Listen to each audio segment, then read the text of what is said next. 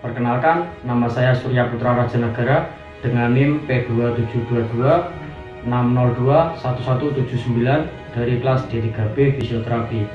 Dalam video kali ini saya akan menjelaskan materi tentang pergelangan tangan. Pergelangan tangan. Tulang pergelangan tangan atau wrist yaitu tulang yang berada pada daerah pergelangan tangan dan siku, serta memiliki otot-otot untuk menggerakkan tangan. Mengenali struktur tulang pergelangan tangan, pergelangan Anda terdiri dari 8 tulang berukuran kecil yang bisa Anda sebut dengan tulang karpal.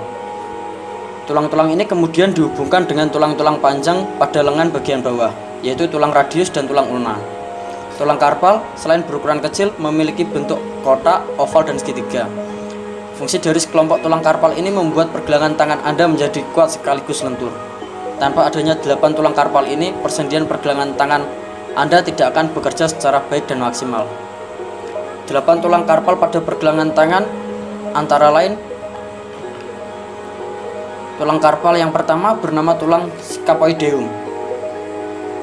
Bentuk dari tulang ini seperti kapal berukuran panjang dan terletak pada bagian bawah ibu jari. Tulang ini merupakan tulang pada pergelangan tangan yang memiliki ukuran paling besar dan membentuk bagian samping dari terowongan karpal. Fungsi dari tulang karpal ini adalah menjaga stabilitas dan pergerakan dari pergelangan tangan. Namun, tulang ini tergolong rentan patah jika Anda terjatuh atau melakukan gerakan tangan yang terlalu cepat. Jika tak segera diatasi, tulang scapoid yang patah bisa menyebabkan masalah tulang lain yang lebih serius. Tulang berikutnya yang juga membentuk persendian pada pergelangan tangan adalah tulang lunatum. Bentuk tulang ini mirip dengan bulan sabit dan posisinya berada di samping tulang scapoid. Pada barisan proksimal dalam pergelangan tangan, tulang lunatum menjadi pusat dari tulang karpal. Fungsi dari tulang yang terdapat pada pergelangan tangan ini adalah membentuk permukaan distal artikular pada sendi radiokarpal bersama dengan tulang scapoid dan tulang triquetrum. Yang ketiga ada tulang triquetrum. Tulang ini membentuk segitiga yang mirip dengan piramid. Letaknya berada pada bagian bawah tulang hamatum. Yaitu tulang tidak berbentuk yang berada pada pergelangan tangan Anda. Pada barisan proksimal dalam tulang karpal, tulang triquetrum berada pada bagian tengah. Fungsi dari tulang pergelangan tangan ini adalah membentuk permukaan distal artikular pada sendi radiokarpal bersama dengan tulang scapoid dan tulang lunatum.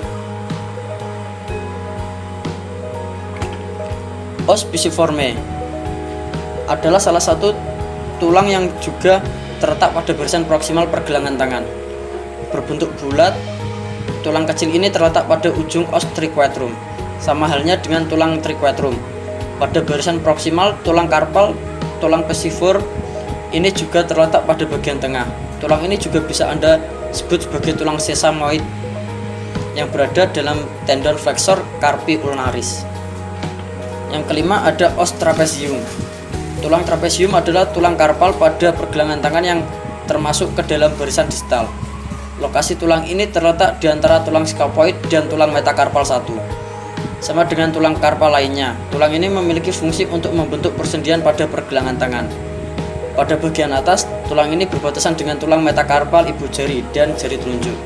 Sementara pada bagian tengah, tulang ini berdekatan dengan tulang trapezoid dan pada bagian bawah berbatasan dengan tulang scapoid.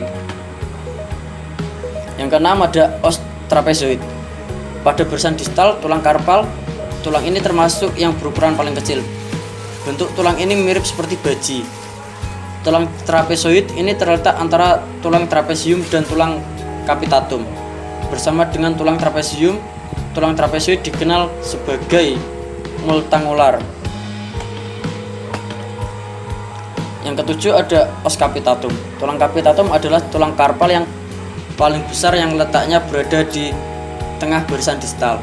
Bentuk dari tulang ini mirip seperti kepala. Posisinya yang berada pada bagian tengah membuatnya terlindungi sehingga hampir tidak mungkin mengalami patah atau fraktur. Yang terakhir ada os humatum. Tulang karpal yang satu ini juga terletak pada barisan distal, tepatnya pada bagian bawah tulang ibu jari kelingking. Pada pergelangan tangan pada pergelangan tangan. Sama seperti tulang karpal lainnya, tulang humatum juga memiliki fungsi membentuk sendi pergelangan tangan.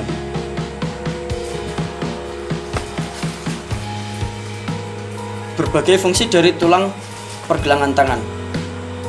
Tulang-tulang karpal yang membentuk persendian pada pergelangan tangan tersebut memiliki fungsi yang sangat penting, seperti berikut.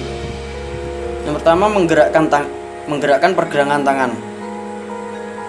Bayangkan jika tidak ada tulang dan sendi pada pergelangan tangan Anda, bisa jadi Anda tidak akan bisa secara leluasa menggerakkan kedua tangan.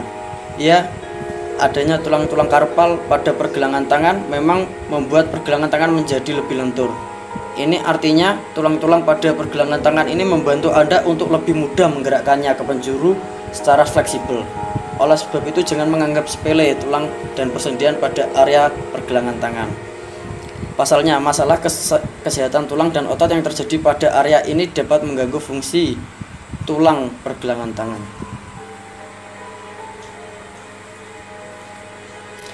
Yang kedua, menghubungkan tulang lengan bawah dan tulang jari tangan. Tulang-tulang karpal yang berada pada pergelangan tangan Anda memang berada tepat di tengah antara tulang lengan bawah, yaitu tulang ulna dan tulang radius, dengan tulang-tulang pada ibu jari tangan, pada jari tangan. Mengingat posisi dari tulang-tulang karpal tersebut, tulang ini memiliki fungsi sebagai penghubung antara tulang lengan bawah dan tulang pada jari tangan. Fungsi yang ketiga, melekatkan jaringan halus pada pergelangan tangan. Mengingat tulang-tulang karpal membentuk persendian pada pergelangan tangan, beberapa jaringan halus seperti tendon, ligamen, dan otot melekat pada tulang-tulang ini. Tendon, ligamen, dan otot yang melekat pada tulang karpal menyatu pada persendian pergelangan tangan dan membantu pergerakan tangan menjadi lebih fleksibel. Masalah yang mengganggu fungsi tulang pergelangan tangan. Yang pertama, patah tulang scapuloid. Tulang scapuloid memang tergolong rentan mengalami patah atau fraktur. Biasanya patah pada tulang karpal ini terjadi akibat Anda terjatuh dan menjadikan tangan sebagai tumpuan. Kondisi ini tentu bisa mengganggu fungsi dari tulang pergelangan tangan. Gejala fraktur yang mungkin muncul dari kondisi ini adalah timbulnya rasa sakit dan tulang yang terdampak terasa lunak.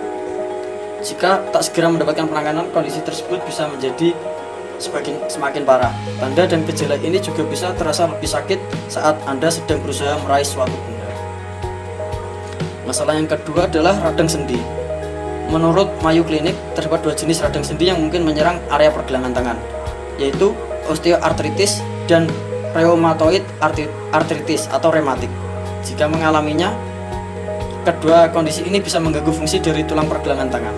Sebenarnya osteoartritis biasanya tidak akan terjadi pada area pergelangan tangan, tetapi resiko Anda mengalaminya akan lebih besar jika pernah mengalami cedera pada area tersebut. Sementara itu, rematik memang sering menyerang area ini. Bahkan jenis radang sendi ini bisa menyerang kedua pergelangan tangan Anda. Masalah yang ketiga ada sindrom terowongan karpal. Carpal tunnel syndrome atau sindrom terowongan karpal ini juga bisa mengganggu fungsi dari tulang pergelangan tangan.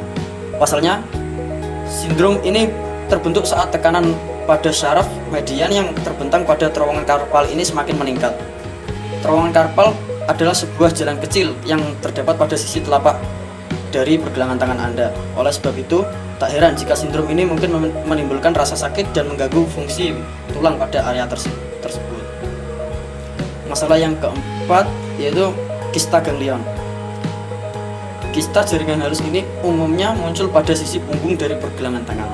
Jika muncul kista ganglion pada pergelangan tangan, Anda mungkin akan merasakan sakit yang akan semakin parah saat berkegiatan.